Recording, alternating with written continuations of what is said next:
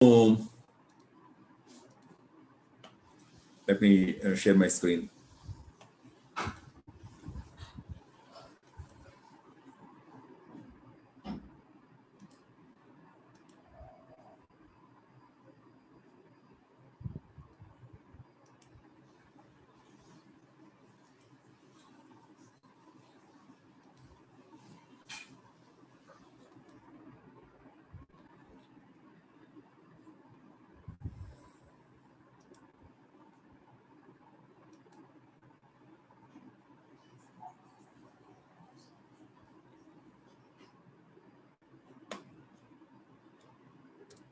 First, మనం మాట్లాడమే we talked about success. Last time మాట్లాడినటువంటివి ఎవరైనా మిస్ అయ్యి ఉంటే లేదా ఒక్కసారి కనెక్ట్ చేసుకోవడం కోసమని రిఫ్రెష్ చేయడం కోసం మాట్లాడుతున్నాను. సార్ మాకు ప్రెజెంటర్ వ్యూ వచ్చిందండి. అర్థమైంది, నాకు చూస్తున్నాను, నేను అదే చూస్తా ఉన్నాను. సమ్ ప్రాబ్లమ్ సమ్ ప్లేస్, మార్చేద్దాం, ఏం పర్లేదు.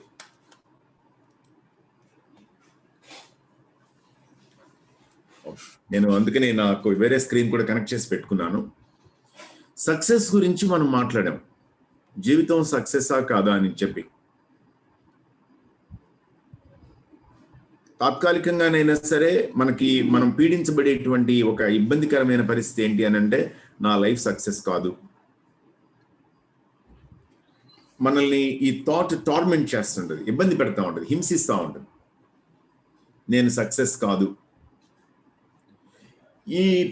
ఈ మాట మనకి ఎందుకు వస్తుంది అని అంటే, వి కీప్ లుకింగ్ అరౌండ్.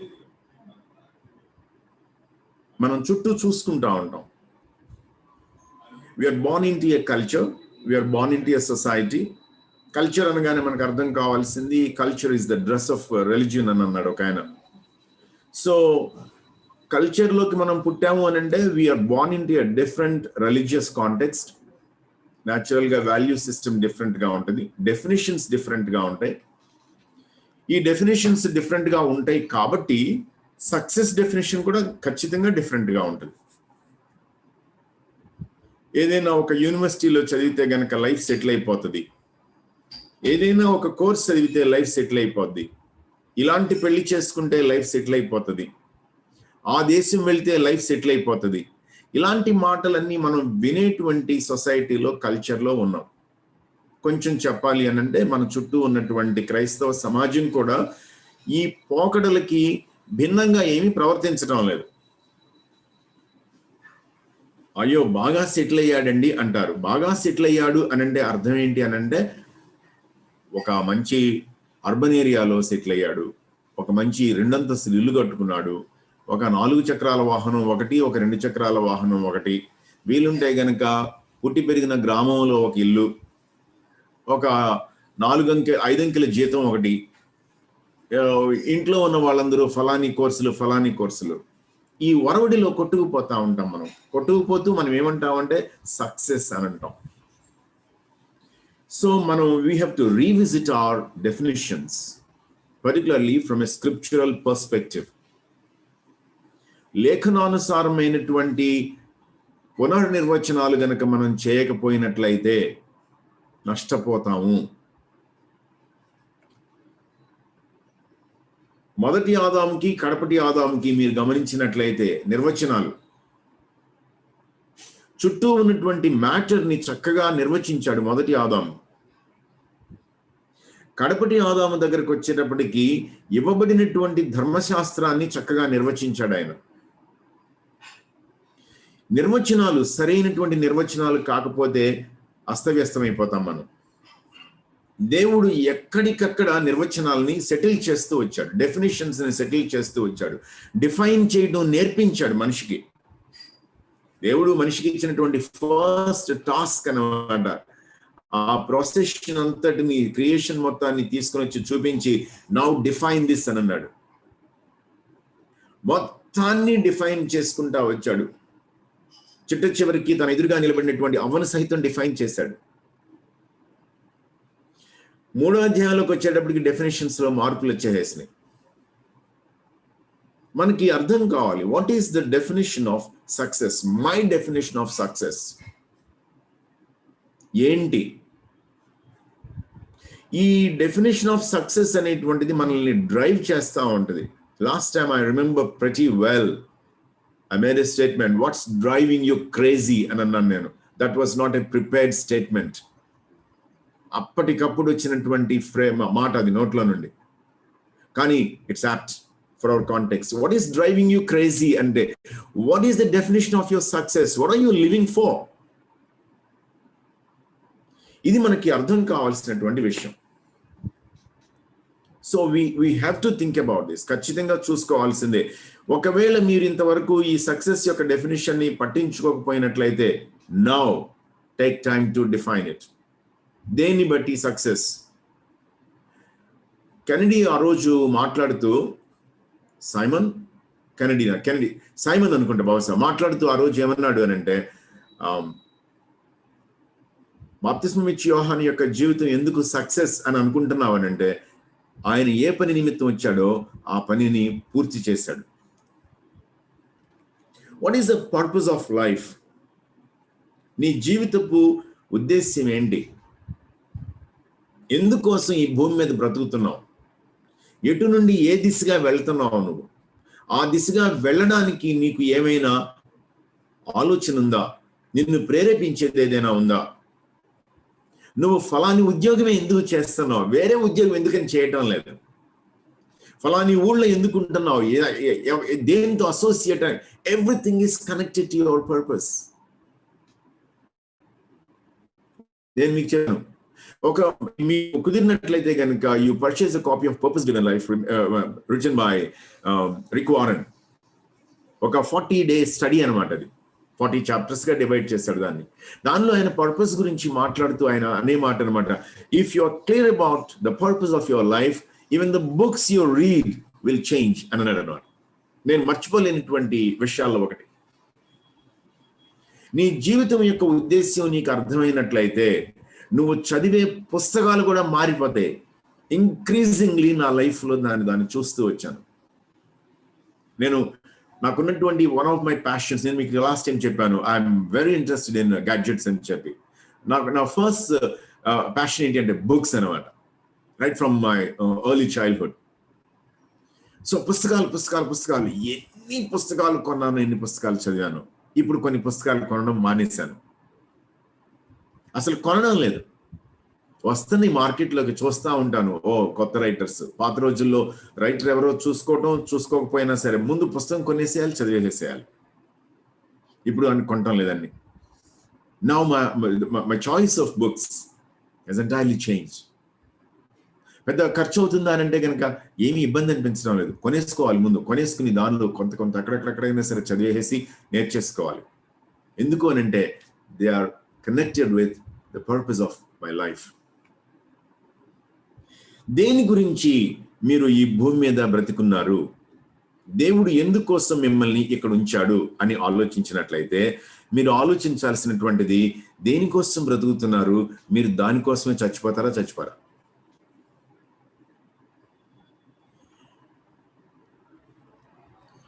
నా కోరిక అనమాట, మంచి పోరాడి తిని, విశ్వాసము కాపాడుకుంటుని, పరుగు తుదముట్టించుదని, ఇట్లాంటి మాటలన్నీ కూడా ఎక్కడ రాస్తాము? సమాధి మీద రాసుకుంటాం అనమాట. మా నాన్నగారి సమాధి మీద కూడా ఏ మాటలు రాసాం మేము. కానీ నా సమాధి మీద రాసుకోవడానికి నాకు బైబిల్లో ఒక వచనం దొరికింది. నాకు బాగా నచ్చిన వచనం, యోహాను సువార్త 17వ అధ్యాయం 4వ వచనం.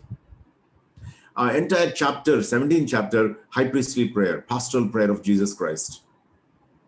తన సంఘం గురించి ప్రార్థన చేస్తున్నాడు. తన ఎదురుగా ఉన్న సంఘం గురించి ప్రార్థన చేస్తున్నాడు. తన ఎదురుగా లేని సంఘం గురించి ప్రార్థన చేస్తున్నాడు అనమాట. ప్రార్థన చేస్తూ if you look at it, తండ్రి అని మొదలు పెట్టడానికి.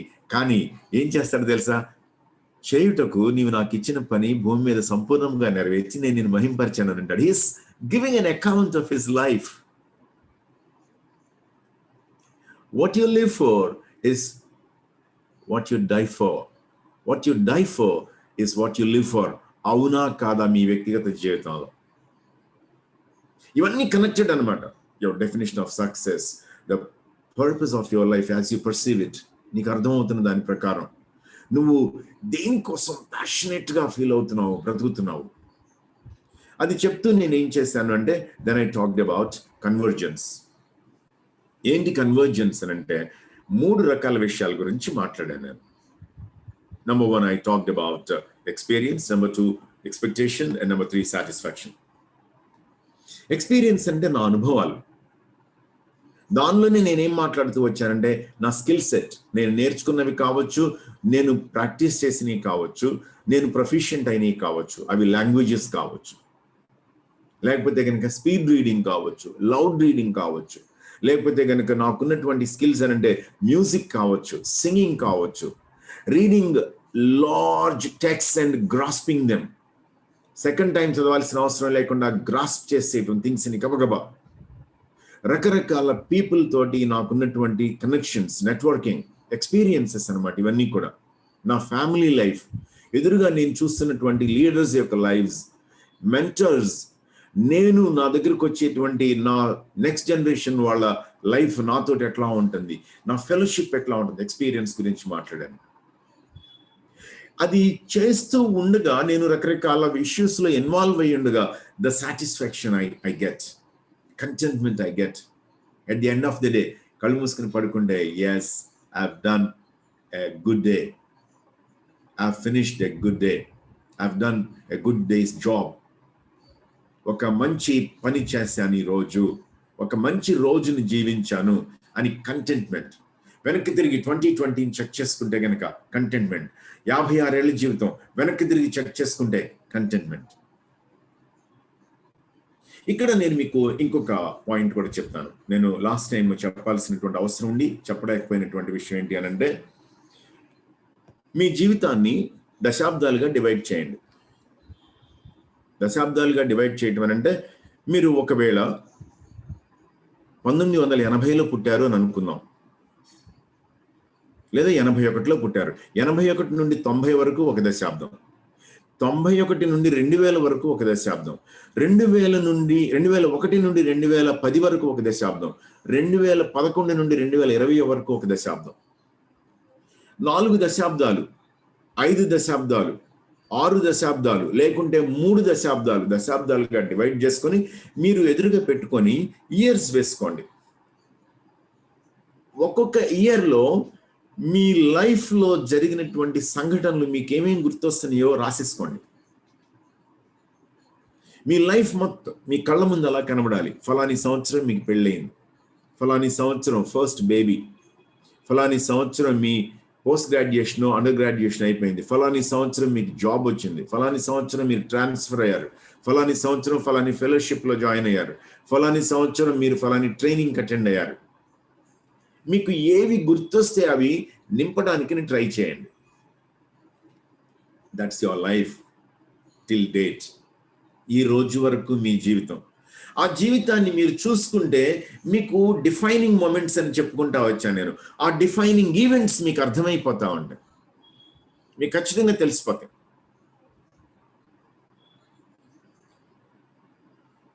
'86లో నేను నీలగిరిస్లో కోటగిరి అనేటువంటి ఒక ప్లేస్కి స్టడీ సెంటర్ ప్రోగ్రామ్కి వెళ్ళాను. యుఎస్ఐ వాళ్ళు రన్ చేసే study centre programme, 1 month programme అనమాట, రెసిడెన్షియల్ ప్రోగ్రామ్.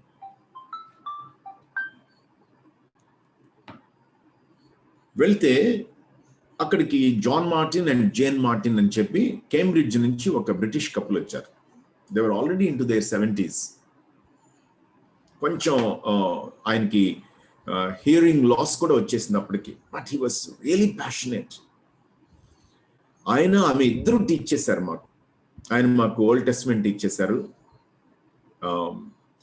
సో ఈవినింగ్స్ అటు ఇటు తిరిగేటప్పుడు 1-2 సార్లు నన్ను వెంట పెట్టుకొని తిప్పారనమాట. నేను మాట్లాడుతూ ఉంటే I was already in MA in English and waiting for what next లాగానమాట నా లైఫ్. ఆ టైంలో నేను ఏం చెప్తే ఉంటే ఆయనకి ఏమనిపించింది ఏమో. ఆయన ఏం చేశారంటే, ఐఎమ్ టాకింగ్ అబౌట్ 1986, ఆయన దగ్గర the lion, the which and the wardrobe అదా, లేకపోతే ద మెజిషియన్స్ నెవ్యూనో, నార్నియా క్రానికల్స్ లో సిఎస్ లూయిస్ రాస్తున్నటువంటి బుక్స్ లోంచి నార్నియా క్రానికల్స్ లో ఒక బుక్ ఆయన దగ్గర ఉంది. ఆయన సొంత కాపీ తీసి నాకు ఇచ్చి చదువు అని చెప్పారు. Very good. మొట్టమొదటిసారిగా నేను సిఎస్ లూయిస్ని అర్థం చేసుకోవడం. ఆ తర్వాత నాణ్య క్రానికల్స్ మొత్తం కొన్నాను, నేను చదివాను. నాతో పాటు మా కుటుంబంలో ఉన్నటువంటి అందరూ అనమాట. I was not yet married. మా అక్క పిల్లలు మొత్తం అందరూ చదివేసేవాళ్ళు. మొత్తం డిస్కస్ చేసాం. నెక్స్ట్ ఇయర్ ఆయన ఏం చేశారంటే, ఆయన దగ్గర ఉన్నటువంటి personal copy Louis Berkhof the systematic theology, introduction to systematic theology, ఆయన he was using it then. ఆ కాపీ పంపించారు నాకు. I was introduced to C.S. Lewis. Next year I was introduced to systematic theology. I was already interested in doctrine. ఆ next year ఆయన ఏం చేశారంటే, పనిగట్టుకుని వెళ్ళినటువంటి బ్యాచ్ తోటి ఒక న్యూ బుక్ అనమాట, జార్జ్ మ్యాక్డొనాల్డ్స్ రాసినటువంటి ఫెంటాస్టిక్స్ అనే బుక్ పంపించారు. I was introduced to C.S. Lewis, one of the greatest thinkers of all times. I was introduced to systematic theology. Defining moments, ప్రజలు మీ జీవితాల్లో ఇన్వాల్వ్ అయ్యి మీలో ఏదో ఐడెంటిఫై చేస్తారు, మీకు ఏదో చెబుతూ ఉంటారు. I want you to recollect these incidents. ఇవి గుర్తు చేసుకోండి. మీ ఎక్స్పీరియన్స్ అని నేను పెట్టడానికి కారణం అది. దానిలో నుండి మీకు సాటిస్ఫాక్షన్, ఇమెన్స్ సాటిస్ఫాక్షన్. ఆ తర్వాత దాన్నే మీరు ఇప్పటి వరకు చేస్తున్నటువంటి వాటిల్లో ఏవి మిమ్మల్ని విపరీతంగా ఇష్టపడేలా చేస్తున్నాయి, సాటిస్ఫాక్షన్ ఇస్తున్నాయి, ఇంకా కొంతకాలం పాటు కమింగ్ ఇయర్స్ లో మీరు అవే చేస్తూ ఉంటే మీకు బోర్ కొట్టదు. మీ ఎక్స్పీరియన్స్ లో మీకు అర్థమైపోతా ఉంటుంది, I'm good at these things, I'm not good at these things, I have to do these things, I need not do these things. నేను ఇవి చేయాలి, నేను ఇవి చేయనక్కర్లేదు. మీకు అర్థమైపోతా ఉంటుంది. ఏ పనులు చేస్తూ ఉంటే మీకు సాటిస్ఫాక్షన్, ఏ పనులు చేస్తూ ఉంటే మీకు కొంచెం మీరు ఇరిటబుల్గా అయిపోతూ ఉంటారు, మీకు అర్థమైపోతూ ఉంటుంది. దేవుడు మీకు ఏ ఏరియాస్లో గ్రేస్ ఇచ్చాడు, క్యారీస్ ఇచ్చాడు. గ్రేస్ ఇచ్చాడంటే అర్థమైంది తెలుసా? దేవుడు మీకు ఏ ఏరియాస్లో గిఫ్ట్స్ ఇచ్చాడు మీకు అర్థమైపోతా ఉంటుంది, తెలిసిపోతా ఉంటుంది. అందుకే మీరు ఏం చేయగలుగుతారంటే, అవే పనులు మీరు బోర్ కొట్టకుండా మరింత క్వాలిటేటివ్గా, మరింత ఇన్ఫ్లుయెన్షియల్గా కమింగ్ ఇయర్స్ లో చేయగలుగుతారు. That is convergence and you will immediately understand it. మీరు మీ లైఫ్ ని పరిశీలన చేసుకోండి. ఇట్లాగో I want you to look at your life. ఒకవేళ మీకు హెల్ప్ అవసరం అయితే కనుక you talk to your spouse. మీ భాగస్వామిని అడగండి, మీ భార్యని అడగండి, మీ భర్తను అడగండి. అవసరమైతే కనుక మీతో పాటు చాలా సంవత్సరాల నుంచి కలిసి ఉన్నటువంటి వాళ్ళని అడగండి, మీ ఫెలోషిప్ని అడగండి. They will give you inputs. Convergence మీకు అర్థమైపోతుంది, మీ లైఫ్ ఏంటి అనేటువంటిది మీకు తెలిసిపోతా ఉంటుంది. ఆ తర్వాత నేను I brought you to personal mission statement. Personal mission స్టేట్మెంట్లో నేను ఏమేమి చెప్పానంటే, మీకు మన ప్రయారిటీ, మన గోల్స్, మన ఇమేజ్, అది మిర్రర్ ఇమేజ్ కావచ్చు, లేకపోతే కనుక హౌ పీపుల్ సీ అస్, ప్రజలు మనల్ని ఎలా చూస్తున్నారు అనేటువంటిది కావచ్చు. మనల్ని మనం ఎలా చూసుకున్నాము, ప్రజలు మనల్ని ఎలా చూస్తున్నారు. మన స్వాట్ ఏంటి, మన లెగసీ. లెగసీ అంటే ఏంటంటే, మనం చనిపోతే కనుక మన గురించి ప్రజలు దేన్ని గుర్తు పెట్టుకుంటారు, మనం దేన్ని విడిచిపెట్టాలనుకుంటున్నాం, అది లెగసీ.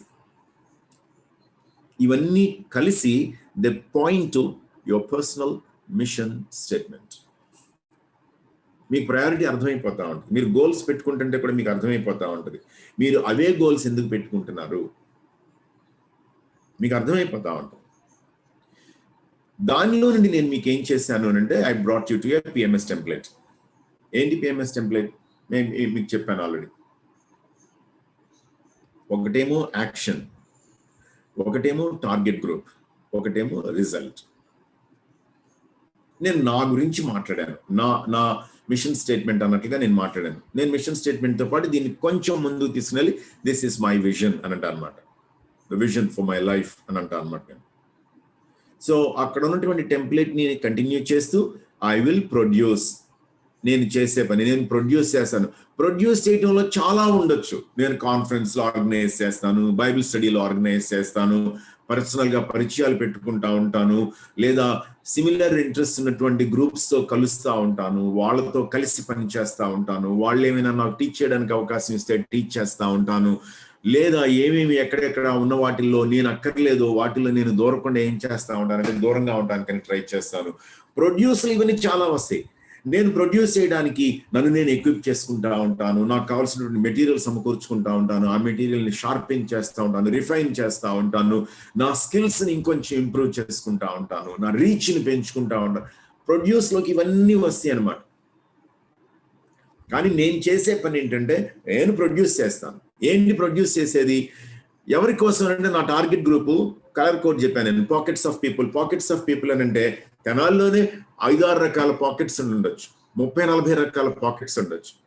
అది కల్చరల్ బ్యాక్గ్రౌండ్ డిఫరెంట్ కావచ్చు, చర్చ్ బ్యాక్గ్రౌండ్ డిఫరెంట్ కావచ్చు, ఏజ్ బ్యాక్గ్రౌండ్ డిఫరెంట్ కావచ్చు, లేకుంటే కనుక స్టడీస్ బ్యాక్గ్రౌండ్ డిఫరెంట్ కావచ్చు, అర్బన్ రూరల్ కావచ్చు, రకరకాల అన్నమాట. పాకెట్స్ ఆఫ్ పీపుల్ అంటే మీరు ఎన్ని రకాలుగా అయినా సరే డెఫినేషన్స్ తీసుకోవచ్చు.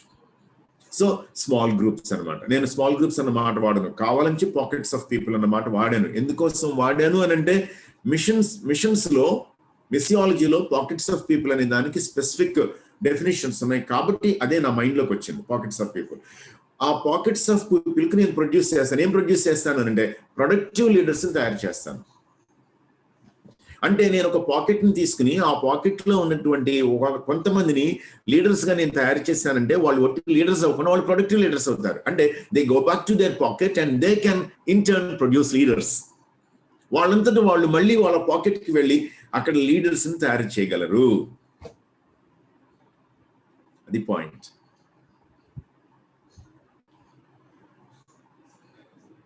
ఒకరోజు కాలేజీలో నెక్స్ట్ డే ఒక మంచి ప్రోగ్రామ్ జరగబోతూ ఉంటే డిగ్రీ ఫైనల్ ఇయర్స్ కి నేను పని ఇవ్వలేదు అని చెప్పి కొంచెం బాధపడుతున్నాను అనమాట.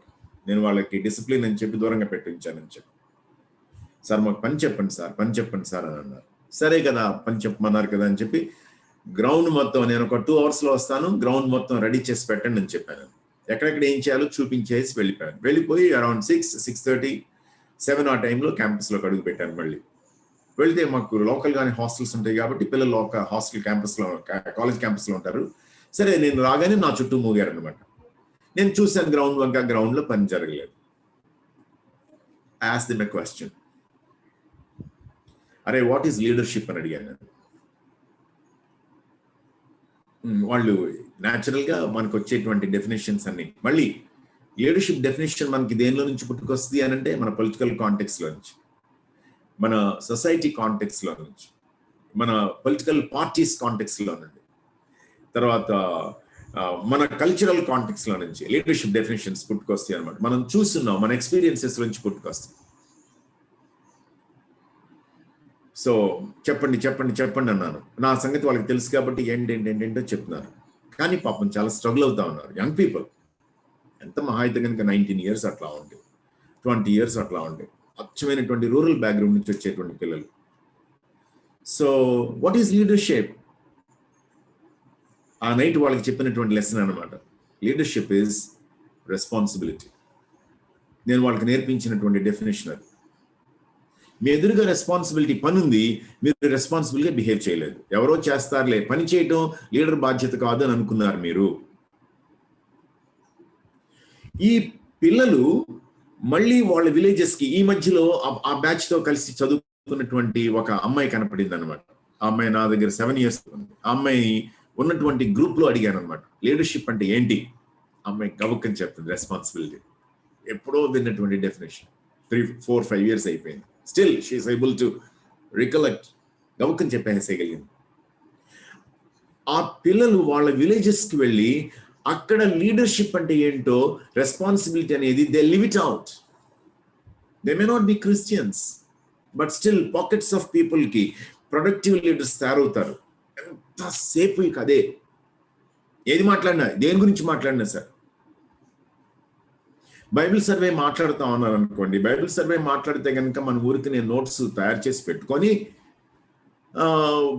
నుంచి టిమోథీ ఎక్స్పోజిటరీ అకాడమీ నుంచి సర్టిఫికేట్ వస్తే కనుక ఆ సర్టిఫికేట్ ని మన ఫైల్లో పెట్టుకుంటే అయిపోతుంది అనుకుంటే, కాదు. నో నో నో ఇక్కడ ఒక 30-40 మంది బైబిల్ సర్వే చేసి స్మాల్ గ్రూప్స్ కి టీచ్ చేయగలిగినటువంటి వాళ్ళు తయారైపోవాలి, అదర్వైజ్ మీనింగ్లెస్. సో నేను పైకి టిమోథీ ఎక్స్పోజిటరీ అకాడమీతో కలిసినట్లుగా ఉంటాను. నేను వరకుమార్ గారు నాకు ఇచ్చినటువంటి పనిని నిర్వర్తిస్తూ ఉంటాను. కానీ at the back of my mind నాకున్నటువంటి విషయం ఏంటి అని అంటే, మీరు మీ పాకెట్స్ ఆఫ్ పీపుల్ కి ప్రొడక్టివ్ లీడర్స్ అవ్వాలి. అది రాజమండ్రి కావచ్చు, రాజమండ్రిలోనే నిడదవోలోనో ఒక చెల్లున్నారు, సండే స్కూల్ మినిస్ట్రీ. ఆ పర్టికులర్ పాకెట్ కి ఆమె లీడర్ అనమాట. She will be a productive leader. తన పాకెట్స్ లో నుంచి లీడర్స్ తయారు చేసుకుంటా ఉంటారు. బైబిల్ సర్వే వాళ్ళకి నేర్పించేస్తూ ఉంటారు. సెల్ఫిష్ అనుకుంటున్నారా? కాదు. చివరికి వచ్చేటప్పటికి మీకు అర్థమవుతుంది ఎందుకు ఇట్లా మాట్లాడుతున్నాను నేనని చెప్పి. సో దాన్ని నేను ఏం చేశానంటే ఐ విల్ తీసేసి producing productive leaders for pockets of people, సాధ్యమైనంత సింప్లిఫై చేసుకున్నాను అనమాట నేను.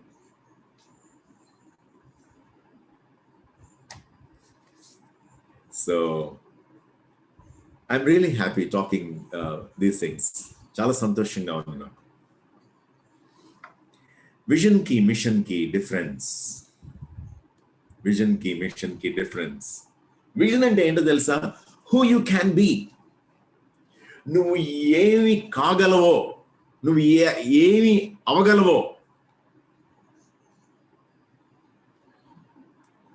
కావాలి అనుకుంటే కనుక వాట్ యూ క్యాన్ డూ, నీ జీవితంతో నువ్వేం చేయగలవో అది ఇప్పుడు చూస్తావన్నమాట. నువ్వు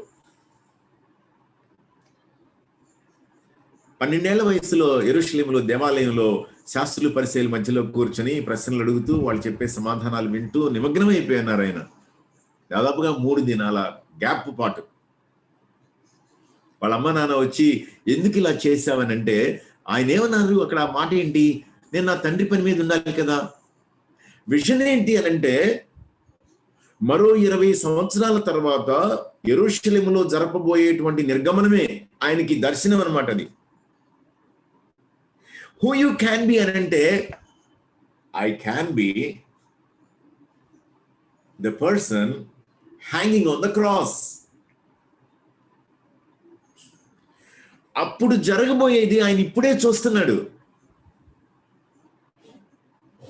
వాట్ యూ క్యాన్ డూ. ప్రపంచ మానవుడి తరఫున తను జరపబోయేటువంటి నిర్గమనం ఎంత పాయింటెడ్ గా అనిపిస్తుందో చూడండి. మిషన్ ఏంటి అని అంటే what you need to do. దానికోసం నువ్వేం చేయాలి? నువ్వు చూస్తున్నటువంటి దర్శనం కోసం డే టు డే లైఫ్ తోటి నువ్వేం చేయాలి?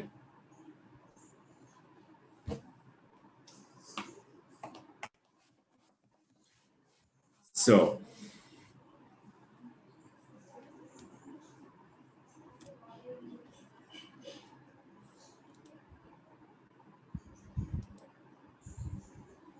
విజన్ అండ్ మిషన్ ఏంటి? Vision and mission what you live for, what you need to do. నేను అక్కడ హూ వాట్ నుంచి మళ్ళీ ఇక్కడ తీసుకుని వచ్చాను. మన బిగినింగ్ ఆర్గ్యుమెంట్ దగ్గర నుంచి వాట్ యు లివ్ ఫర్. నువ్వు దేనికోసం బతుకుతున్నావు, దానికోసం నువ్వేం చేస్తావు. నువ్వు దేనికోసం బ్రతుకుతున్నావు, దానికోసం నువ్వేం చేస్తావు. దేనికోసం బతుకుతున్నావు, దానికోసం నువ్వేం చేస్తావు.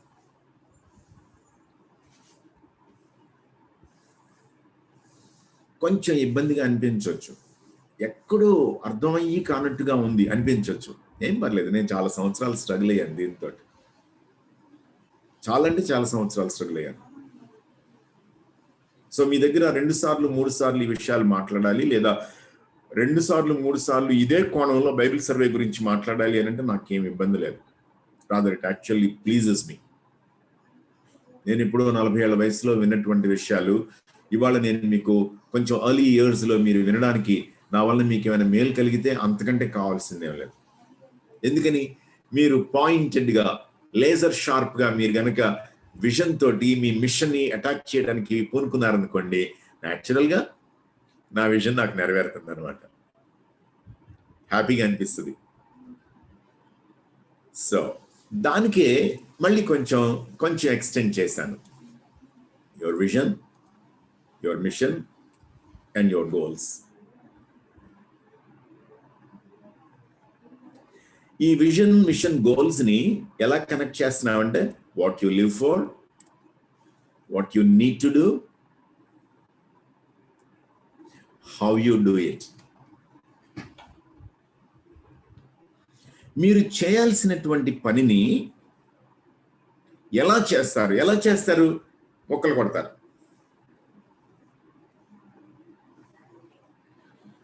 ప్రొడక్టివ్ లీడర్స్ని తయారు చేయడం నాకున్నటువంటి దర్శనం. ప్రొడక్టివ్ లీడర్స్ నా దర్శనం. వాళ్ళని తయారు చేయడం నా పనిగా పెట్టుకున్నాను నేను. కాబట్టి ఎలా చేస్తాను నేను? దానిలో బైబిల్ సర్వే నేర్పించడం ఒక భాగం అన్నమాట. బైబిల్ సర్వే నేర్పించడానికి నేను గోల్ పెట్టుకుంటాను. ఏమని గోల్ పెట్టుకుంటాను?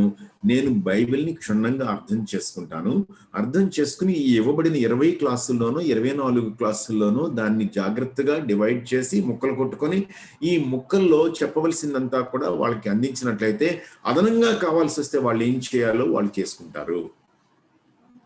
నా గోల్ అన్నమాట ఇది. జాగ్రత్తగా చెక్ చేసుకోవటం కోసం అని చెప్పి నేను మీకులాగానే నేను కూడా కొత్తగా ఒక కోర్సులో జాయిన్ అయ్యాను. లీడర్షిప్ డెవలప్మెంట్ ప్రాజెక్ట్ అని చెప్పి వాళ్ళు ఏదో ఇస్తున్నారనమాట. Character development of a leader, దాని గురించి మాట్లాడుతున్నారు. వాళ్ళు కూడా they are also claiming that the content is evolving for them, the project is evolving for them. చేస్తున్నాము, షేప్ తీసుకుంటుంది కొత్తగా అని అంటున్నారు అనమాట వాళ్ళు. సో నాకేమైనా కొత్త విషయాలు నేర్చుకోవచ్చు, నాకు కూడా కొంచెం కాంటెంట్ దొరుకుతుంది, నాకు ఇన్పుట్ ఉంటుంది, నా లైఫ్ బాగుపడుతుంది, ఇంకొంచెం మెరుగవుతుంది అని చెప్పి నేను నా వైఫ్ శ్రీదేవి ఇద్దరిని కలిసి కపుల్గా దానికి అటెండ్ అవుతున్నాం. ఏంటి నా గోల్ ఏంటి అని అంటే, ప్రొడక్టివ్ లీడర్స్ని తయారు చేసేటప్పుడు ఆ లీడర్స్ యొక్క పర్సనల్ క్యారెక్టర్ని గురించి వాళ్ళని మరికొంచెం హెచ్చరించడానికి నేను ఈ క్లాస్ నుంచి నేర్చుకుంటాను. గోల్ అన్నమాట. At the end of the day ఏంటి అని అంటే, నా విజన్ నాదే. ప్రొడక్టివ్ లీడర్స్ కావాలి నాకు, వాళ్ళని ప్రొడ్యూస్ చేయటమే నా పని. నేను కావాలని చెప్పి నాది మాట్లాడుతున్నాను. ఇక్కడ ఒక్క నిమిషం బ్రేక్ తీసుకొని నేను నాగయ్యని రిక్వెస్ట్ చేస్తున్నాను. నాగయ్య, నీ స్టేట్మెంట్, నీ విజన్ స్టేట్మెంట్ ఒక్కసారి గట్టిగా పలుకుతావా అన్న? షూర్ అన్న, ఒక్క నిమిషం అన్న.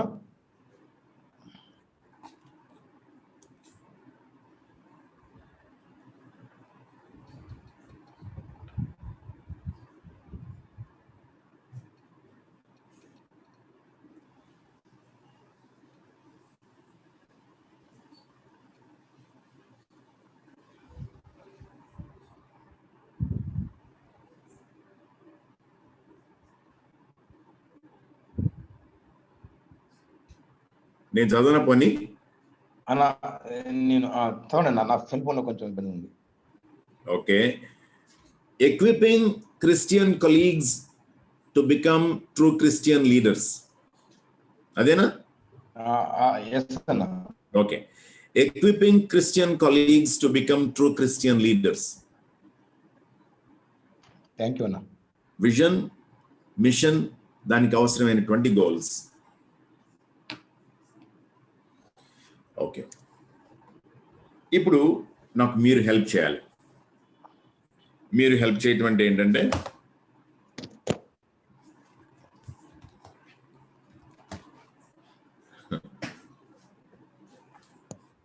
ఆదాం దర్శనం ఏంటి?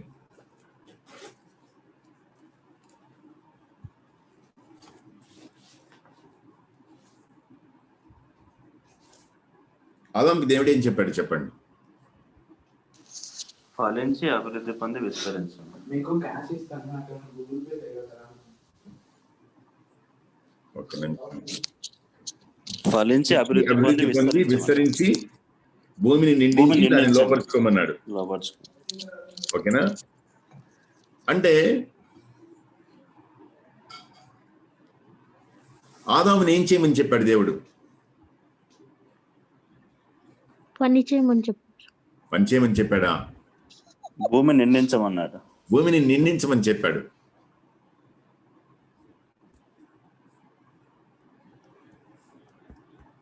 ఫిల్ ది ఎర్త్ అని చెప్పాడు. ఇంకేం చెప్పాడు? భూమిని సేద్యపరచమన్నాడు. ఆ వాక్యంలో నుంచే మాట్లాడండి. ఆ వాక్యంలో ఉన్నటువంటి ఒక మాట గురించి మాట్లాడండి. దాన్ని లోపరుచుకోమని చెప్పాడు. సబ్డ్యూ ఇట్ అని చెప్పాడు. ఓకే, నింపమన్నది ఎవరితో నింపమన్నాడు?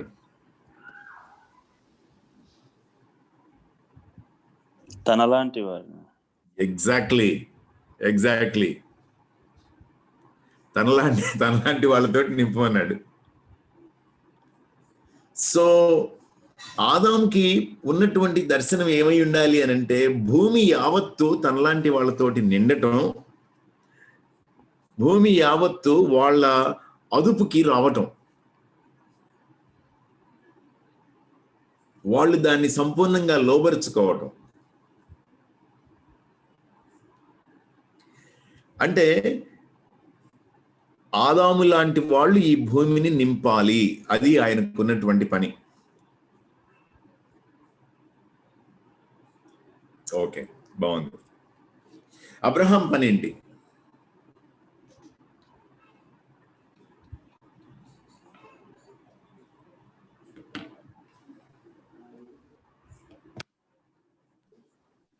విశ్వాసం ఉంచడం. విశ్వాసం ఉంచడం అబ్రహాం పైన. ఆయన ఉన్న పరిస్థితిని బట్టి ముందుగా ఆయనకు విశ్వాసం ఉంచడము అనేది ముఖ్యమైనది. ఎందుకంటే ఆయనకు వచ్చిన పరీక్షలన్నీ విశ్వాసం మీదే ఉంటాయి కాబట్టి ఆ విశ్వాసాన్ని బట్టి ఆయన అభివృద్ధి పొందేవాడుగా ఉన్నాడు. దేవుడు చూపించిన దేశానికి వెళ్ళడం. మనం మాట్లాడుతున్నటువంటి కాంటెక్స్ట్ ని బట్టి మీరు ఏమై ఉండడానికి అవకాశం ఉంది అన్నది చెప్పండి. ఆదాంకేమో పని, తనకి ఇవ్వబడినటువంటి పని కానీ తనకి ఇవ్వబడిన దర్శనం ఏంటి అని అంటే తనలాంటి వాళ్ళతోటి భూమిని నింపడం. అబ్రహాం పని ఏంటి? విశ్వాసులకు తండ్రి. భూమి యొక్క సమస్త అంశంలో ఆయన ద్వారా ఆశించబడాలన్న. దానికంటే ముందు ఏంటి? తన స్వజనులను వదిలిపెట్టమన్నాడు, దేశాన్ని వదిలిపెట్టమన్నాడు, ఓకే, సంబంధులను ఎందుకు వదిలిపెట్టమన్నాడు? దేశానికి వెళ్ళమన్నాడు. దేశానికి వెళ్ళమన్నాడు. ఎందుకు వెళ్ళమన్నాడు? స్వతంత్రించుకోవడానికి. ఒక్కడేగా నిరీక్షించడం అన్నా ఒక్కడేగా దేశాన్ని స్వతంత్రించుకునేది ఏముంటది ఇంకా అక్కడ? ఆయన గొప్ప జనాంగంగా చేస్తానన్నాడు. గొప్ప జనాంగంగా చేస్తానన్నాడు. ఆయన ఏమన్నాడు అని అంటే I'll make you a nation అని అన్నాడు. అనేక జనములకు తండ్రి. ఈ నేషన్ తోటి నేషన్స్ ని బ్లెస్ చేస్తాను అని చెప్పాడు.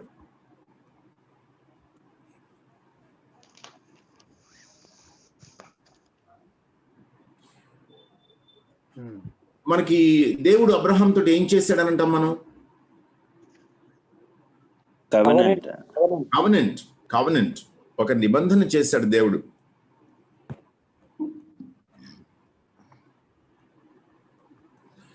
అబ్రహాంకి కొంచెం ఇబ్బంది అనిపించింది, కష్టం అనిపించింది. కానీ గుడారపు ముఖం దగ్గర వంగి నమస్కారం చేశాడు. He took God by his word, at his word. లేకపోతే దేవుడు చెప్పినటువంటి మాటకే చూసుకున్నాడు అనమాట ఆయన. సో అబ్రహాము దేవుడు తనని ఒక జనాంగంగా చేస్తాడు అనేటువంటి దాన్ని నమ్మాడు. అది ఎలాంటి విశ్వాసమో రోమా చెప్తుంది. రకరకాల ప్లేసెస్ లో మనం ఆయన గురించి చదువుతాం. నిరీక్షణకు ఆధారం లేనప్పుడు నిరీక్షణ కలిగి నమ్మెను అనేటువంటి మాట. సో మనకి అర్థం కావాల్సింది ఏంటి అని అంటే, అబ్రహాం మాత్రం దేశాలకి ఆశీర్వాదం అనేటువంటి దానికి ముందు తానే ఒక పెద్ద జనం అవుతాడు అనేటువంటి దాన్ని చూడగలిగాడు. ఇదిగో ఈ ఫలాని ప్లేస్కి నేను నిన్ను తీసుకెళ్తాను, నీకు ఆ ప్లేస్ చూపిస్తానని చెప్పాడు దేవుడు. ఎవరి కోసం చూపించాడు? అది చూపించిన దేశాన్ని.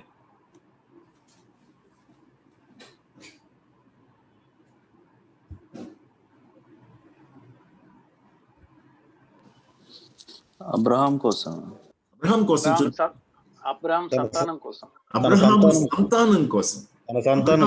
కాదు. అబ్రహాంకి తెలుసు తను he was a wanderer on this earth. ఆయన ఈ భూమి మీద అటు ఇటు తిరుగాడుతూనే ఉన్నాడు అనేటువంటి విషయం ఆయనకి తెలుసు. ఒకవేళ కొడుకు పుట్టిన తర్వాత అయినా సరే, కొడుకు ఒక్కడే వాగ్దాన పుత్రుడు, స్టిల్ ఆ భూమి తన సంతానానికి చెందబోతుంది. దేవుడు దాన్ని తన సంతానానికి సొంతం చేయబోతున్నాడు. అది అబ్రహాంకి కలిగినటువంటి ఆలోచన. నౌ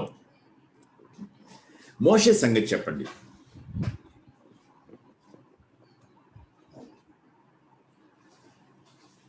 మోషే దర్శనం ఏంటి? ఇజ్రాయలైట్స్ ని కనాన్కి నడిపించడం. లీడరా? Okay, leader. ఎక్కడికి తీసుకుని వెళ్తాం? ఐగుప్తు నుంచి కనానుకి. ఓకే, ఐగుప్తు నుండి కానాన్‌కి తీసుకొని వెళ్తాం. ఓకే, ఎవరిని తీసుకుని వెళ్దాం? నెరవేర్చడం. దేవుని చిత్తాన్ని నెరవేర్చడం. అమ్మా ఎవరో బానిసత్వం అని అంటున్నారు, చెప్పండి. బానిసత్వంలో ఉన్న ఇశ్రాయేలు ప్రజలను విడిపించడానికి దేవుడు ఆయన్ని ఏర్పాటు చేస్తుంది. ఓకే,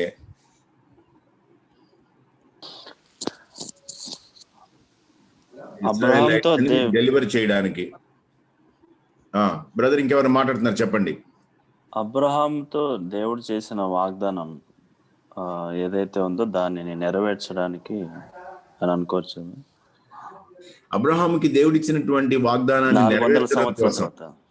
400 years తర్వాత వాళ్ళని మళ్ళీ రిటర్న్ తీసుకొని వస్తాయని అబ్రహాం గారు చెప్తారు కదా. ఓకే, ఓకే, బాగుంది. సో అబ్రహాంకి ఇవ్వబడినటువంటి వాగ్దానాన్ని నెరవేర్పు కోసం అని చెప్పి ఐగుప్తులో బానిసత్వంలో ఉన్నటువంటి ఇశ్రాయేలీయుల్ని కనానుకి నడిపించడం, ఆ బానిసత్వం నుంచి వాళ్ళని విడుదల చేయించడం లేదా విమోచించడం, బయటికి తీసుకొని రావటం. ఓకే, ఇంకేం చేశాడు అబ్రహాము? మోషే సారీ ఇంకేం? దేవుని యొక్క మహత్కార్యాలను జరిగించాడు ఐగుప్తులో. ఓకే, దేవుని మహత్కార్యాలన్నీ జరిగించాడు. ఇంకేం చేశాడు?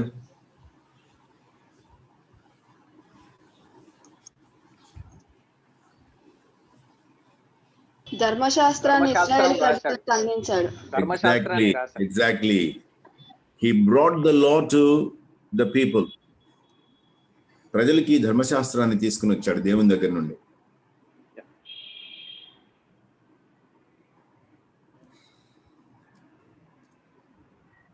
ఆదాము తనలాంటి వాళ్ళతోటి భూమిని నిండించటం, అబ్రహాము భూమి మీద ఉన్నటువంటి దేశాలన్నిటికీ లేదా జనాంగాలన్నిటికీ కూడా జనాలన్నిటికీ ఆశీర్వాదం అయ్యేటువంటి ఒక జనం నిబంధన. మోషే ఐగుప్తులో బానిసత్వంలో ఉన్నటువంటి ఇశ్రాయేలీల్ని విడుదల చేసి వాళ్ళని కనాన్లోకి నడిపించడం, అబ్రహాంకి దేవుడు ఇచ్చినటువంటి వాగ్దానాన్ని నెరవేర్చడం, దేవుని దగ్గర నుంచి ధర్మశాస్త్రాన్ని వాళ్ళకి తీసుకొని రావడం. Very good. యెహోషువ సంగతి చెప్పండి. వాగ్దాన దేశంలోకి నడిపించడం. వాగ్దాన దేశంలోనికి నడిపించడమా? అవునన్నా. యుద్ధం చేసి దాన్ని స్వాధీనపరచుకోవడం. ప్రామిస్డ్ ల్యాండ్ ని పొసెస్ చేయటం. ఓకే, ఇంకా మోషే స్టార్ట్ చేసిన పని ముగించడం, గోత్రాలకు ఆ భూమిని పంచడం. అంటే డిస్ట్రిబ్యూషన్ ల్యాండ్. ఓకే, తర్వాత కంప్లీషన్ ఆఫ్ మోసెస్ వర్క్, అంతేగా? ఇంకా ఇంకేం చేశాడు?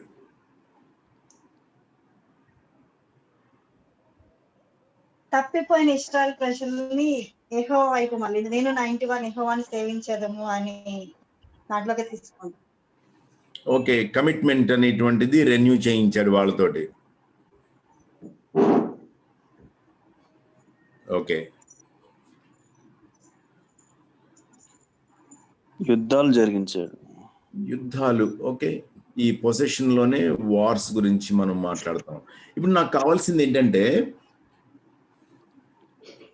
మోషే పనిని కంప్లీట్ చేయటంలో యెహోషువ చేసిన పని, ఒక పనిని మీరు చెప్పాలి. ఆయన ఇశ్రాయేలు ప్రజలను నాయకత్వం నడిపించాడు. వహించాడు. నాయకత్వం వహించాడు. సరే, నాయకత్వం వహించాడు, అది తెలిసిన విషయమే. దేవుని మార్గంలో నడిపించాడు ఆ లా ప్రకారం.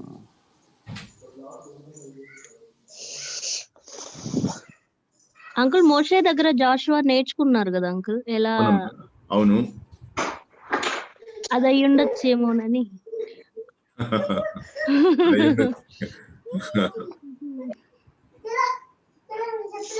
యెహోవాను సేవించడంలో ఇప్పుడు వాళ్ళకి సరే, నేను ఒక ప్రశ్న వేస్తాను, దానికి ఆన్సర్ చెప్పండి.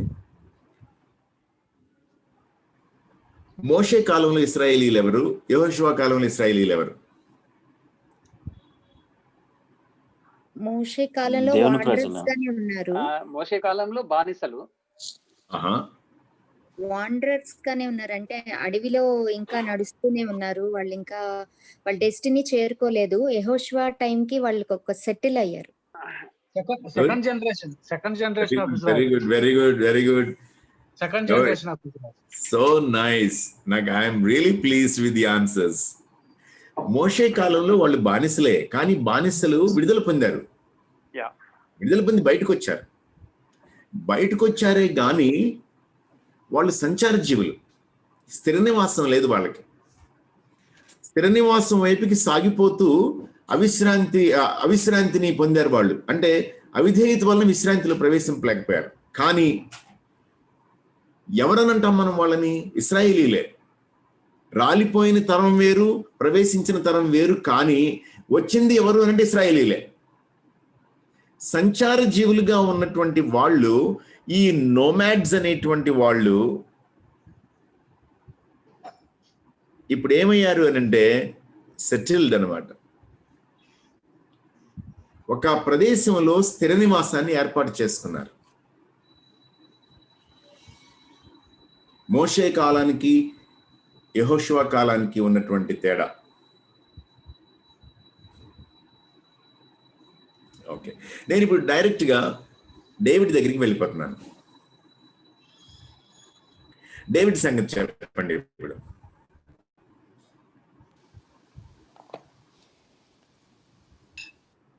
దేవుని ప్రజలకు రాజుగా ఉండడం. దేవుని ప్రజలకి రాజుగా ఉండటం. దేవుని మందిరం కొరకు ధనం సమకూర్చారు.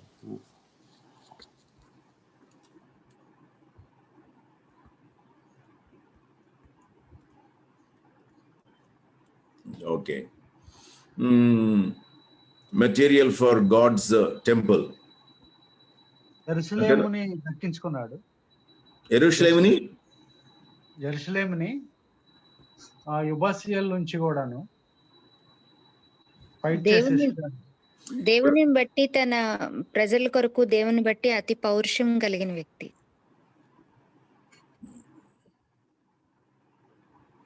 ఓకే, మీరు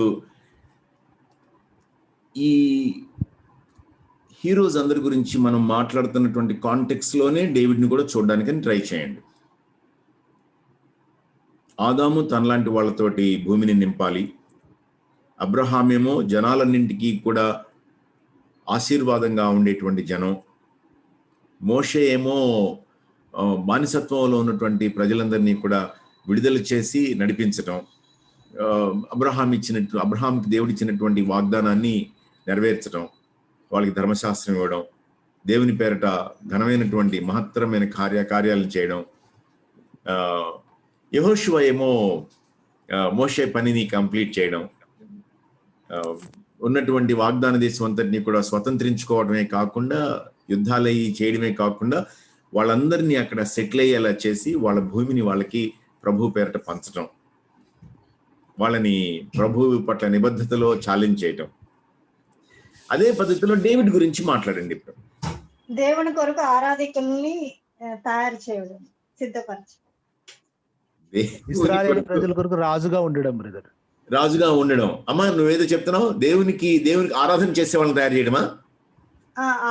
దేవుణ్ణి ఎలా ఆరాధించాలో నేర్పించడానికి దేవుడు ఆయన్ని ఆరాధికులు సిద్ధపరచడానికి. ఓకే, అంటే ఏంటి నీ ఉద్దేశం ఏంటి? ఎలా సిద్ధపరిచాడు ఆయన? ఆయన ఎక్కువగా దేవుని మీద ఆధారపడడం ద్వారా దేవుడు ఎంత గొప్పవాడో తెలుసుకొని దేవుణ్ణి ఆరాధికుడిగా ఆయన మార్చబడ్డాడు. ఆ రీతిగా ఆయన ఇతరులకి నేర్పించాలని. దేవుని పక్షంగా యుద్ధాలు చేసి తన ప్రజలను రక్షించుకోవడం.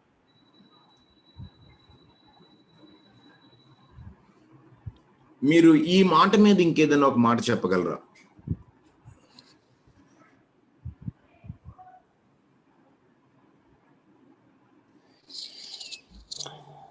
దావీదు దేవుడు చేసిన మేలులో దేన్ని మరవకుండా ఒక గొప్ప ఆరాధికుని చూడగలుగుతాం కీర్తనల ద్వారా కానీ.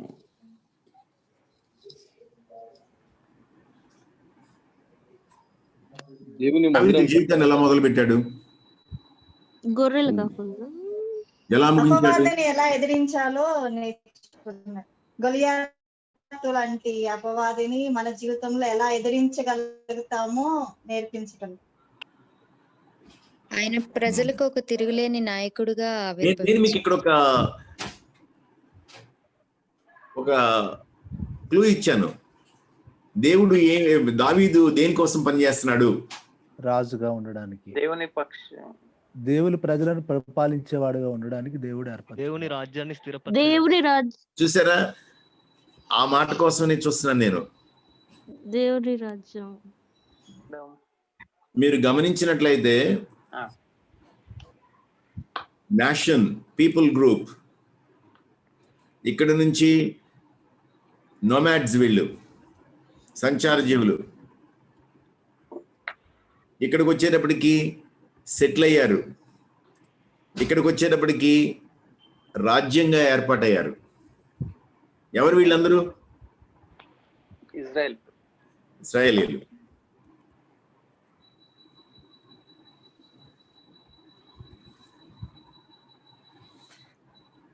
మీకు నా థాట్ డ్రిఫ్ట్ అర్థమై ఉంటుంది బహుశా, నేను ఎటువైపుకి మిమ్మల్ని డ్రైవ్ చేస్తున్నాను అని చెప్పి. 5 గురించి మనం మాట్లాడుతూ వచ్చాం. ఓకే, నేను మళ్ళీ మిమ్మల్ని దీని దగ్గరికి తీసుకుని వస్తాను. ఇక్కడ నేను మీకు top events of the old testament చూపిస్తాను. Creation, followed by the flood, Exodus, Canaan, Judges, Kingdom, Exile, Return. మీకు ప్రామినెంట్ పీపుల్ కనబడతా ఉంటారు. క్రియేషన్లో మనకు ఎదురుగా ఆదాము కనబడతాడు, జలప్రలయంలో నోహు కనబడతాడు, ఎక్సోడస్లో మనకి నిర్గమనంలో మోషే కనబడతాడు, కనాను వైపుకి వచ్చేటప్పుడు యెహోషువ కనబడతాడు, కనానుకి వచ్చిన తర్వాత జడ్జెస్ కనబడతారు, జడ్జెస్ తర్వాత కింగ్డమ్ డేవిడ్ కనబడతాడు, ఆ తర్వాత ఎగ్జైల్ ఉంది. ఎగ్జైల్ నుంచి మళ్ళీ రిటర్న్ అంటే మనకి వెంటనే గుర్తుకొచ్చేటువంటి పీపుల్ అన్నమాట. అది జెరుబాబెల్ కావచ్చు, ఎజ్రా కావచ్చు, నెహెమయా కావచ్చు. కామన్ ఫ్యాక్టర్స్ ఏంటి? ఈ 8 కామన్ ఫ్యాక్టర్స్ ఏంటి? రాజ్యాన్ని స్థిరపరచడం, దేవుని యొక్క వాగ్దానాన్ని ఫుల్ఫిల్ చేయటం, దేవుని వాగ్దానాన్ని ఫుల్ఫిల్ చేయడం, దేవుని యొక్క ప్రణాళికను వారి ఎరిగి దాని ఆ రీతిగా నడుచుకోవడం. ఓకే, దేవుడు ఏమై ఉన్నాడో వాళ్ళకి తెలియపరచడం. ఫుల్ఫిల్లింగ్ ప్రామిస్ అని అంటున్నారు.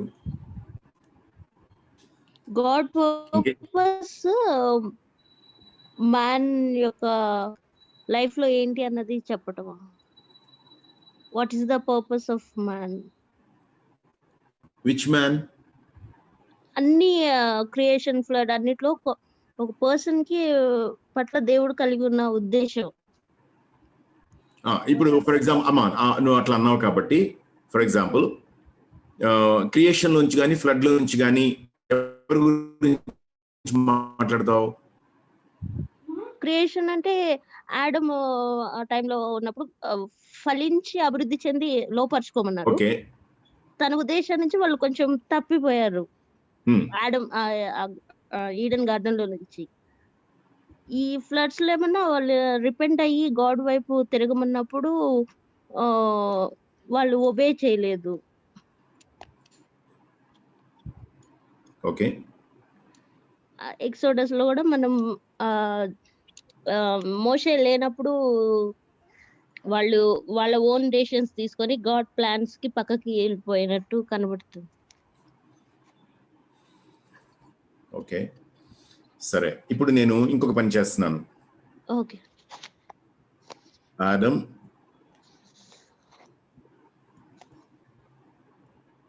అబ్రహాం, మోసెస్, జాషువా, డేవిడ్, వీటన్నింటిలోనూ కామన్ ఫ్యాక్టర్స్ ఏంటో చెప్పగలరా? హీరోస్ గురించి మాట్లాడేటప్పుడు, ఈ ఉన్నటువంటి మెయిన్ ఈవెంట్స్ మాట్లాడేటప్పుడు కామన్ ఫ్యాక్టర్స్. నా మిషన్ ని అంటే వాళ్ళు ఐడెంటిఫై చేసి దాన్ని వాళ్ళు అంటే ఫినిష్ చేయడం లేకపోతే దాన్ని ఫుల్ఫిల్ చేయటం అన్న అనుకుంటున్నాను. దేవుడు ఇచ్చిన పని వాళ్ళు దేవుడు ఎందుకోసం వాళ్ళని చూస్ చేసుకున్నాడు, ఆ పనిని ఆ మిషన్ ని వాళ్ళు కంప్లీట్ చేయటం. ఓకే, గాడ్స్ మిషన్ అన్నారు, అంతకుముందు దేవుడు పర్పస్ ఫర్ మ్యాన్స్ లైఫ్ అని అన్నారు. ఇంకా దేవుడు ఒక జనాంగం ద్వారా తన నామాన్ని అన్య జనులకు కనపరుచుకునే విధానం. వాళ్ళందరూ దాని కొరకు పనిచేశారు. ఓకే, ఎవరు వీళ్ళు? ఈ పీపుల్ ఎవరు? God's people, Israelites, God's chosen people. Okay.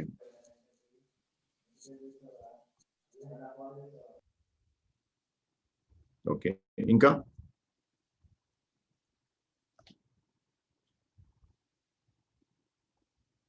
Common factor వచ్చేసి అది కంప్లీట్ గా ఇస్రాయల్ ప్రజలు లేదు. అందరూ ఇస్రాయల్ ప్రజలతోనే డీల్ చేస్తూ వచ్చారు. ఇస్రాయల్ ప్రజల నిమిత్తమే సమస్య. నేను దేని వైపుకి మిమ్మల్ని డ్రైవ్ చేయడానికి ట్రై చేస్తున్నానో చూపిస్తాను నేను మీకు.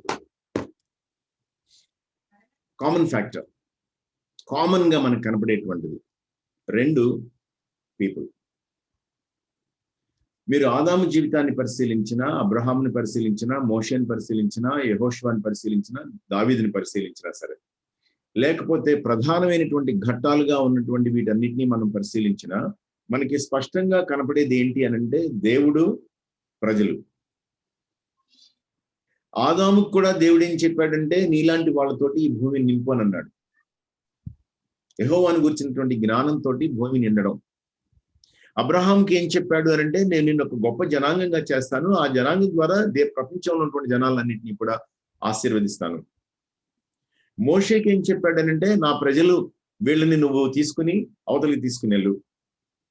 యెహోషువకి ఏం చెప్పాడు అనంటే మీలో ఒకరు చెప్పినట్లుగా మోషే ఇచ్చినటువంటి పనిని కంప్లీట్ చేసి వాళ్ళని తీసుకొని వచ్చి కనాన్లో స్వతంత్రించుకునే వాళ్ళకి పంచి స్వాధీనం చేయి వాళ్ళకి.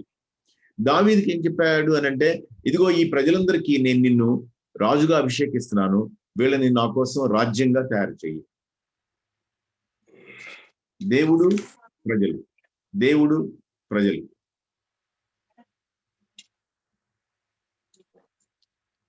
ఒక్క ప్రశ్న ఏంటంటే మీకు ఇక్కడ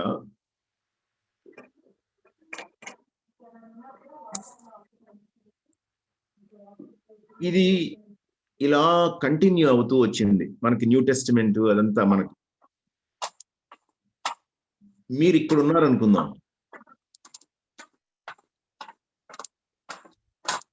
దీనిలో మీ ప్లేస్ ఏంటి?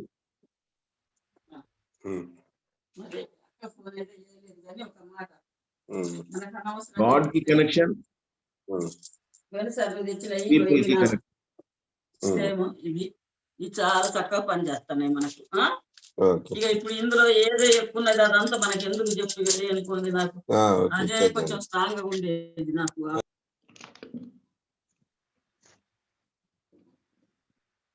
Thank you.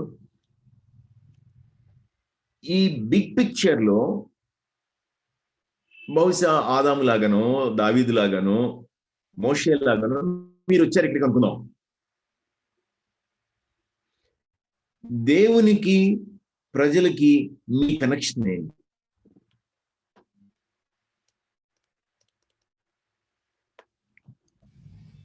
That is my question.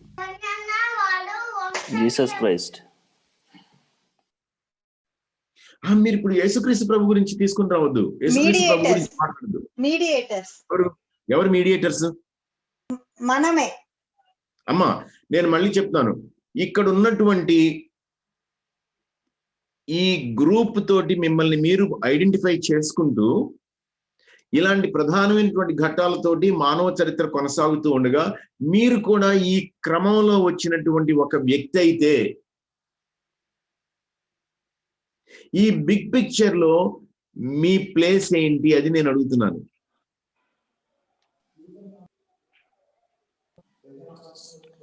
ఆయన నిబంధనను నెరవేర్చడం, దేవుని నుంచి దూరం అయి తిరిగి ఆయన దగ్గరకు వచ్చిన ప్రజలకు.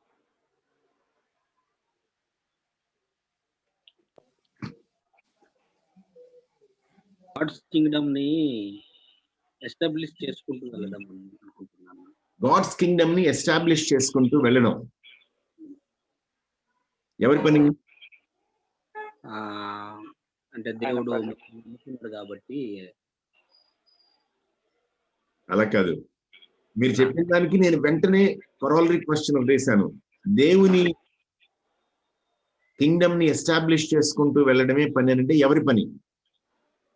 దేవుని పని. ఆయన బిడ్డల పని. ఆయన బిడ్డలుగా మన పని అన్న. మళ్ళీ ఆయన బిడ్డలుగా నా పని. Yes, exactly. దానికోసం మాట్లాడుతున్నాను నేను దేని దగ్గరికి తీసుకురావడానికి ప్రయత్నిస్తున్నాను అని అంటే, మనకి God's vision for God's people అర్థం కావాలి. మొదటి నుండి మీరు గమనించినట్లయితే ఆదాము విషయంతో మొదలుపెట్టినా సరే, దావీదు దగ్గరికి వచ్చినా సరే, కడపటి ఆదాముగా వచ్చినటువంటి యేసుక్రీస్తు ప్రభు అయినా సరే, లేకుంటే ప్రపంచ చరిత్ర మొత్తాన్ని కూడా తిరగరాయగలిగినటువంటి గొప్ప పుస్తకాలు రాసిన పౌలు దగ్గరికి వచ్చినా సరే, ఒక్కటే థ్రెడ్ ఏంటి అనంటే God's vision for God's people. దేవుని ప్రజల కోసం దేవుని దర్శనం.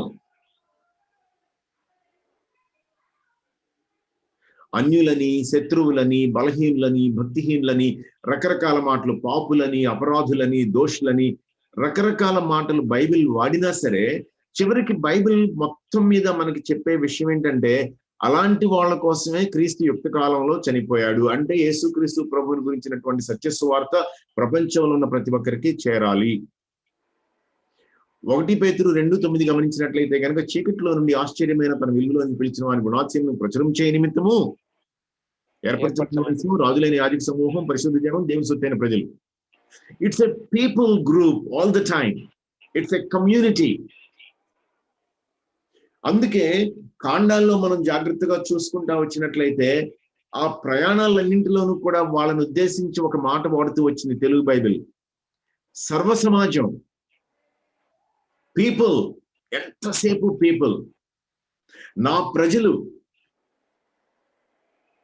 వాళ్ళని గొర్రెలతో పోల్చినా సరే పర్వాలేదు. గొడ్ల కాపరిగా గొర్రెల దొడ్డిలో ఉన్నటువంటి దావీదుని తీసుకుని వచ్చి, ఇదిగో ఈ ఇశ్రాయేలుకి నువ్వు కాపరిగా ఉండు అని చెప్పి ఈ పెద్ద లెవెల్ కాపరిగా నియమించినా సరే, గాడ్స్ పీపుల్, ఎంతసేపు God's vision is for God's people. దానిలో నా పర్సనల్ విజన్. ఇంత అద్భుతమైనటువంటి ఈ బిగ్ పిక్చర్ లో నాకు కూడా ఒక స్థానం ఇచ్చాడు. ఎవరెవరికి స్థానం ఇచ్చాడు? ఆదాముకి ఇచ్చాడు, అబ్రహాంకి ఇచ్చాడు, మోషేకి ఇచ్చాడు, యెహోషువకి ఇచ్చాడు, దావీదుకి ఇచ్చాడు. నాకు కూడా ఇచ్చాడు ఒక భాగం. వాళ్ళకి పర్సనల్ విజన్ ఉంది, కానీ ఆ పర్సనల్ విజన్ ఎంతసేపు కూడా దేనితో కనెక్టెడ్ అని అంటే పీపుల్ తో connected. This is for my life అని అంటే కనుక అబ్రహాంని రాను కమౌట్ అని అంటే అబ్రహాం బయటకు వచ్చేస్తే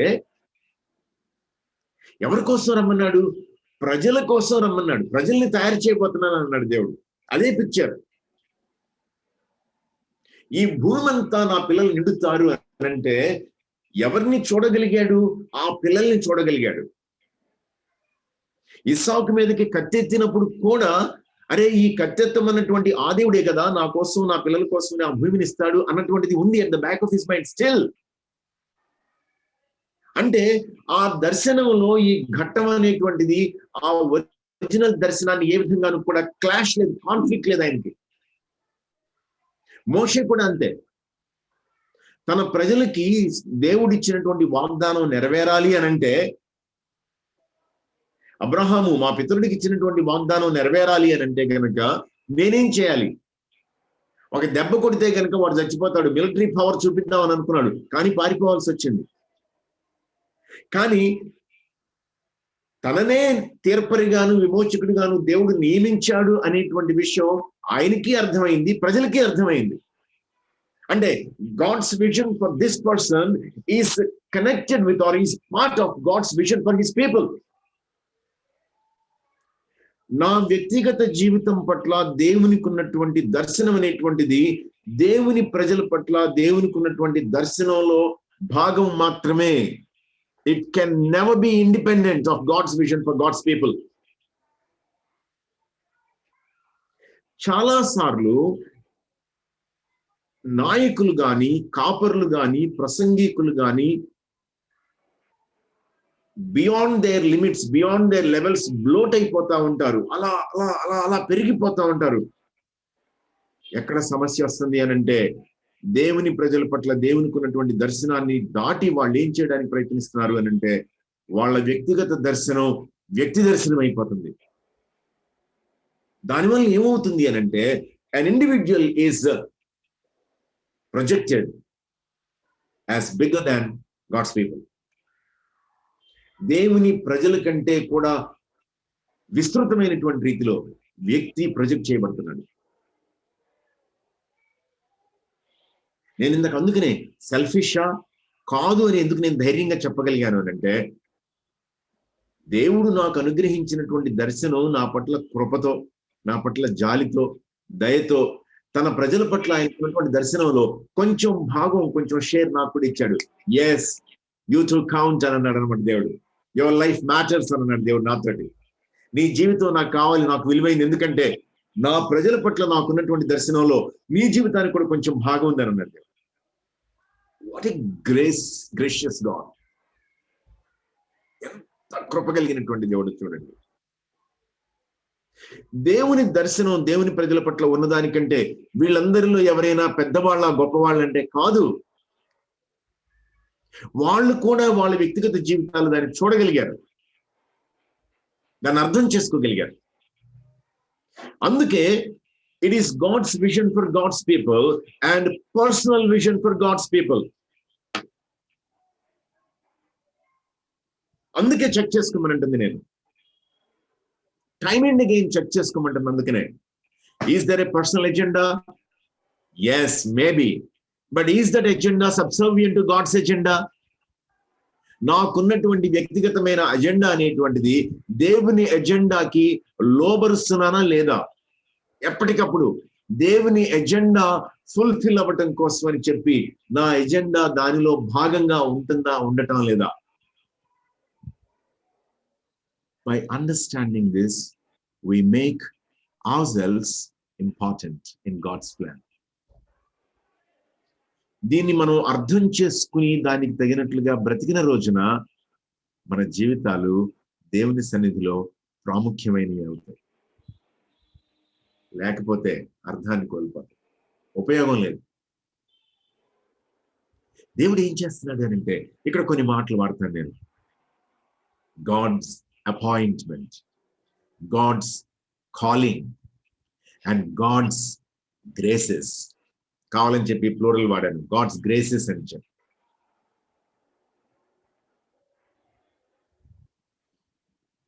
గాడ్స్ అపాయింట్మెంట్, దేవుడు నిన్ను నియమిస్తాడు ఒక ప్రత్యేకమైనటువంటి పని కోసం. ఈ బిగ్ పిక్చర్ లో ఈ పని నువ్వు చేయగలవు మోషే, ఈ బిగ్ పిక్చర్ లో ఈ పని నువ్వు చేయగలవు. అయ్యో నాకు నోటి మాంద్యం, ఏం పర్లేదు, పక్కన అహరోన్ని నిలబెడతాను నేను. బిగ్ పిక్చర్ లో దేవునికి నా పట్ల నాకు ఇచ్చినటువంటి అపాయింట్మెంట్, కాలింగ్, పిలుపు అనమాట. సెపరేట్ యువర్ సెల్ఫ్, నువ్వు వేరే వాళ్ళలాగా కాదు. You have to be different, you have to be different. అప్పుడప్పుడు పాటలు పాడే వాళ్ళని చూస్తే ఎంతో ఆశగా ఉంటుంది అనమాట. అబ్బా నేను కూడా పాడొచ్చు కదా అనిపిస్తుంది. But my calling is different. I'm not called to be a singer. ఎఫ్ఎస్సీలకు రాసిన పత్రిక 5వ అధ్యాయం 18వ వచనం, 21వ వచనం, 20వ వచనం, 19వ వచనం, వాటి సంగతి కాదు నేను మాట్లాడుతుంది. మధుర గాయకుడైనటువంటి దావీదు లాంటి గాయకుడిగా ఉండడానికి కావద్దు నన్ను పిలిచిన దేవుడు. మాట్లాడి నేర్పించు. God's appointment and God's calling, ఇవి గాడ్స్ గ్రేసెస్ లేకపోతే సాధ్యం కాదు. గాడ్స్ కెరిస్మాటా, క్యారిస్, కృపావరాలు. నీకు దేవుడు ఏ కృపావరాలు ఇచ్చాడో దేవుని ప్రజల కాంటెక్స్ట్ లోనే నీకు అర్థం అవుతాయి, లేకపోతే అర్థం కావు. You have to open your life and involve in the ministry of God's people.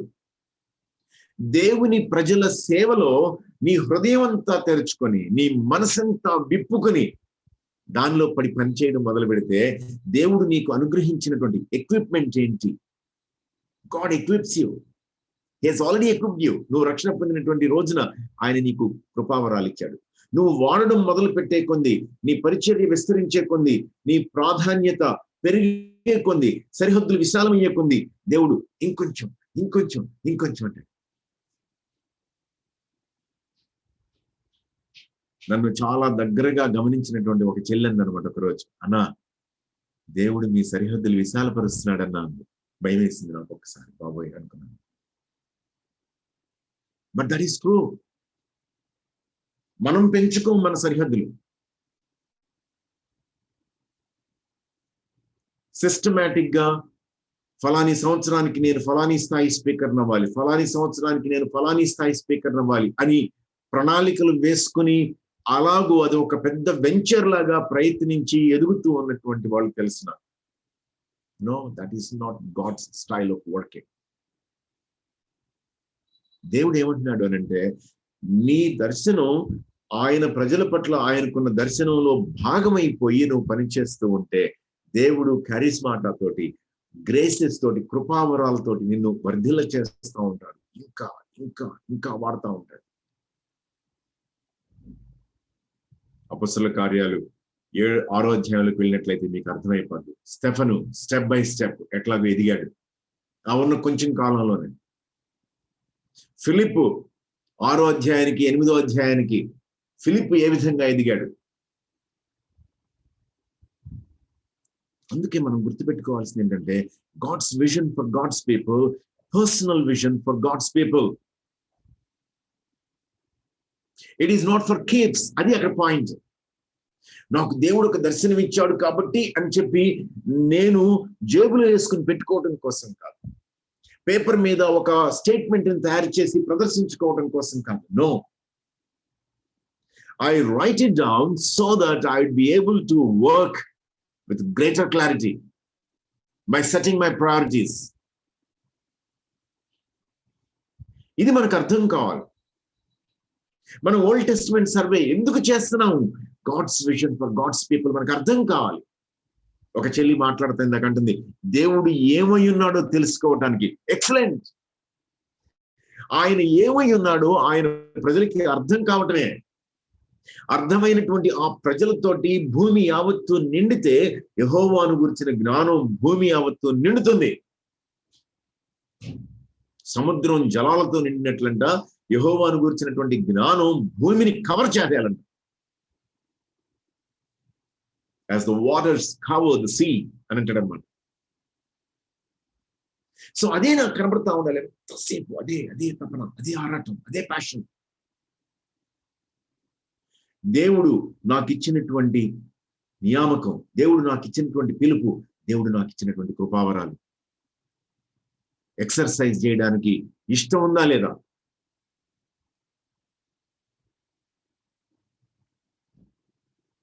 Exercise చేయడానికి నీకు ఇష్టం ఉందా లేదా? Every personal vision is part of God's vision.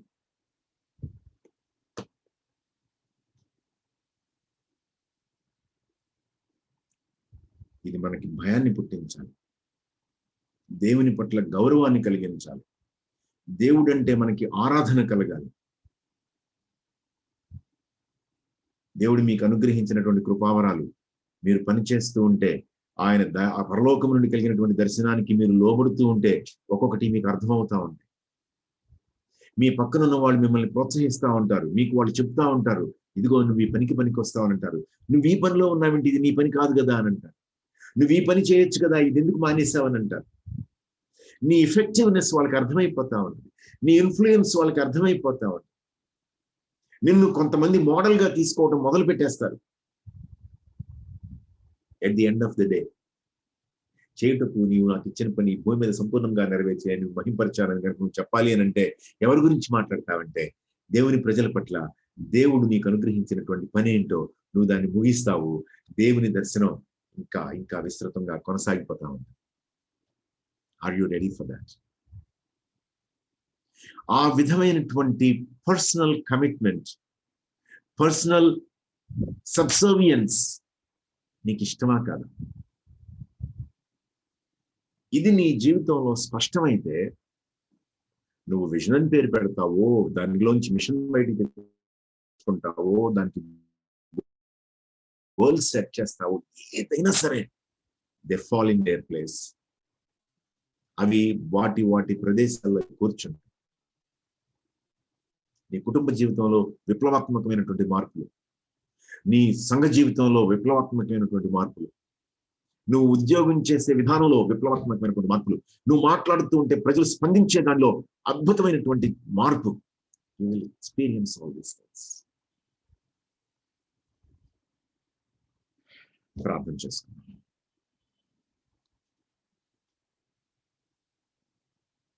మళ్ళీ నేను మిమ్మల్ని ఛాలెంజ్ చేస్తున్నాను. This is God's vision for God's people. ఆయన నీకు వ్యక్తిగతమైనటువంటి దర్శనాన్ని ఇస్తున్నాడు, పనిస్తున్నాడు అని అంటే ఎవరి కోసం అని అంటే as part of his vision for his people. నువ్వు దానికోసం అని చెప్పి ఆ స్పష్టత కలిగి ఉన్నావా లేదు?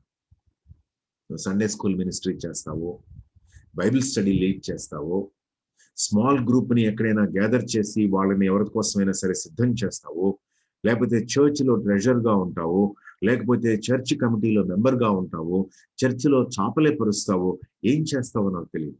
కానీ నువ్వు చేసే ప్రతి పని కూడా దేవుని ప్రజల పట్ల దేవునికి ఉన్నటువంటి దర్శనాన్ని నిలబెట్టడం కోసం, నెరవేర్పు కోసమే నువ్వు చేస్తావు. దానికోసం దేవుడు నిన్ను మాత్రమే ప్రత్యేకమైనటువంటి రీతిలో పిలిచాడు, నియమించాడు, ప్రత్యేకమైనటువంటి కృపను నీకు మాత్రమే అనుగ్రహించాడు. అది నీకు అర్థమవుతుంది, నీ కుటుంబానికి అర్థమవుతుంది. నువ్వు ఎక్కడైతే సహవాసం చేస్తున్నావో వాళ్ళకి అర్థమవుతుంది. సహవాసాన్ని అడుగుతున్నాను. మీ సహవాసంలో ఉన్నటువంటి ప్రతి ఒక్కరికి ప్రభు ఏ విధమైనటువంటి పని అప్పగించాడో, వాళ్ళు దేనికోసం పనికొస్తారో మీరు ఐడెంటిఫై చేసి వాళ్ళకి తెలియజేసి వాళ్ళని వాడుకుంటున్నారా, వాడుకోవటం? మీ సహవాసం మిమ్మల్ని ఆ విధంగా వాడుకుంటున్నారా లేదా? దేవుడికి చెప్పండి, ప్రభా నువ్వు దీనికోసం నన్ను పిలిచినట్లయితే నాకు తలుపులు తెరువు, నేను పని చేయడానికి సిద్ధంగా ఉన్నాను. ఏ స్థాయిలో పడితే ఆ స్థాయిలో, ఎవరికి నువ్వు వెళ్ళమంటే వాళ్ళ దగ్గరికి, చిట్ట చివరికి ఈ భూమి మీద నీ ప్రజల కోసం నీ దర్శనం నెరవేరటమే నాకు కావాలి. ప్రభా ఈ సాయంత్రం వేళ తిమోతి ఎక్స్పాజిటరీ అకాడమీగా మేము కూర్చొని గత వారం మాట్లాడుకున్న మాటలకి కొనసాగింపుగా ఇవి మాట్లాడుకున్నాం తండ్రి. మా జీవితాలు మీ అద్భుతమైనటువంటి ప్రణాళికలో, దర్శనంలో భాగాన్ని కలిగి ఉన్నాయని ఇదే మాకు చాలా సంతోషంగా ఆశ్చర్యంగా అనిపిస్తుంది. దావీదు మీ సన్నిధి ప్రవేశించి నేనేపాటి వాడిని అన్నటువంటి మాటలు ప్రభు మేము కూడా పలుకుతున్నాం. మేమేపాటి వాళ్ళం, మీ బృహత్తరమైనటువంటి దర్శనంలో మమ్మల్ని కూడా భాగం చేయడానికి తలలోంచి మీకు నమస్కారం చేస్తున్నాం దేవా. కృతజ్ఞత కలిగి భక్తితో, శ్రద్ధతో, ఆశతో మీ దర్శనంలో మాకు ఇచ్చిన భాగాన్ని సంపూర్ణం చేసేలా సహాయం చేయండి. యేసు నామములో ప్రార్థిస్తున్నాను తండ్రి. ఆమేన్. ఆమేన్. ఆమేన్. థ్యాంక్ యూ వెరీ మచ్ అన్న, ఛాలెంజింగ్ మెసేజ్ అందించినందుకు. లాస్ట్ వీక్ కూడా really I was ever challenged that message. Thank you very much అన్న. ఈ సమయాన్ని ఓవర్ టు వరకుమార్ అన్న.